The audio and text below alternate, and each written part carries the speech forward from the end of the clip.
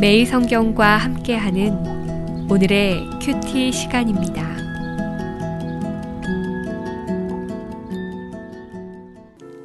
말라기 3장 16절에서 4장 6절입니다. 그때 여호와를 경외하는 자들이 피차에 말하매 여호와께서 그것을 분명히 들으시고 여호와를 경외하는 자와 그 이름을 존중히 여기는 자를 위하여 여호와 앞에 있는 기념책에 기록하셨느니라.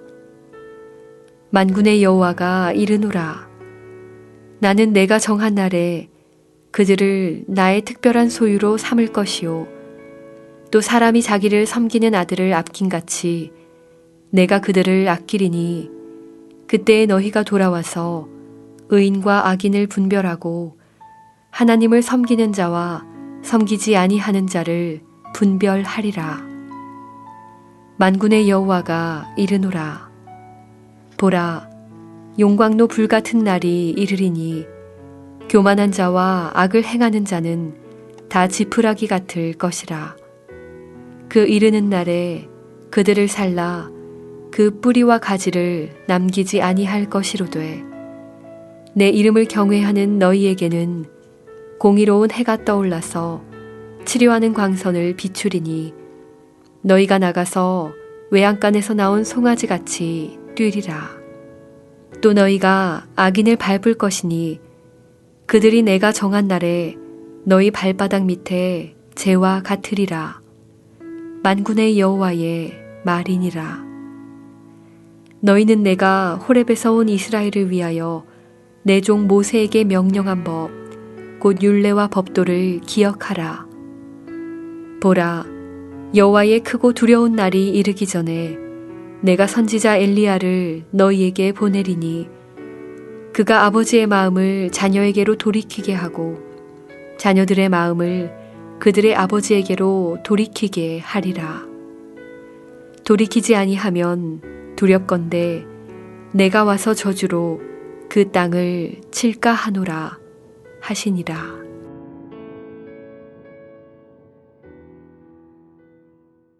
사랑하는 성도 여러분, 2019년 11월 20일 수요일입니다.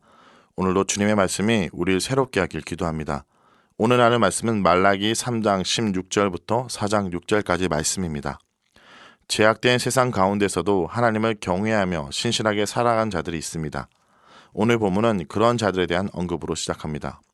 16절에 그때 여호와를 경외하는 자들이 피차 말하매, 여기 피차 말하매에서 어떤 말을 여호와를 경외하는 자들이 주고받았는지 구체적으로 내용을 알 수는 없지만 제약된 세상 속에서 제약의 유혹에 넘어가지 않도록 서로 권면하고 격려했을 것입니다.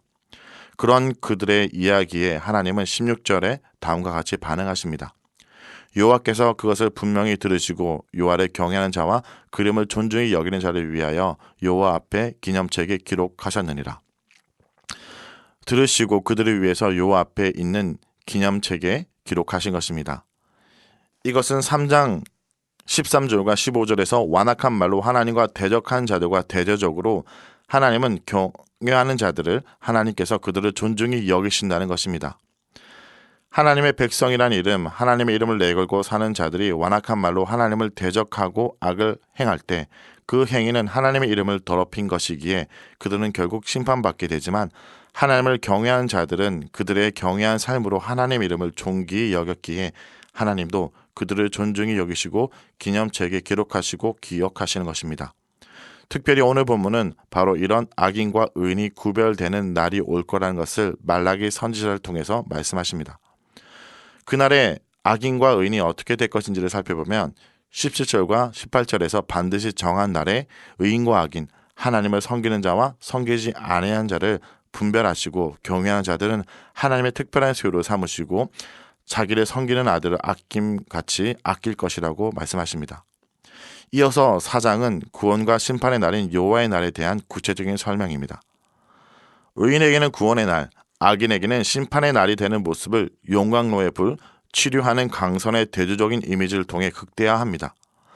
악인에게 정한 때 여호와의 날은 그들과 그들의 모든 것을 다 태우고 남기지 않는 날이 되겠지만 의인에게 정한 때 여호와의 날은 치료하는 강선의 역할을 하는 공의로운 해가 떠올라 외양간에 나와서 햇빛을 쬐며 춤추는 송아지 같을 것이라고 말합니다.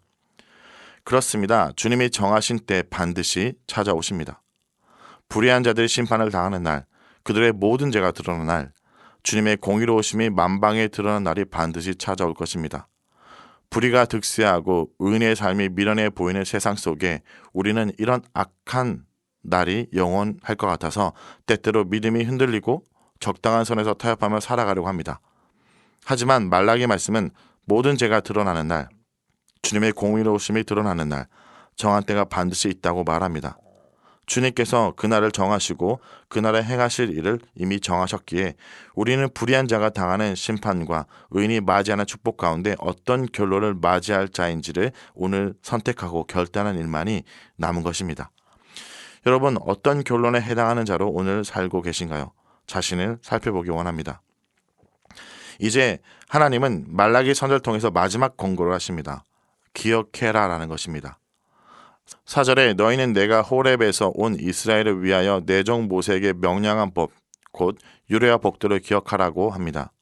여기서 기억하라는 단순히 하나님 말씀에 대한 지적인 암기를 의미하는 것이 아닙니다. 마음 깊이 새겨서 삶의 지표로 삼기를 요구하는 단어로 순종하라, 행하라라는 것입니다.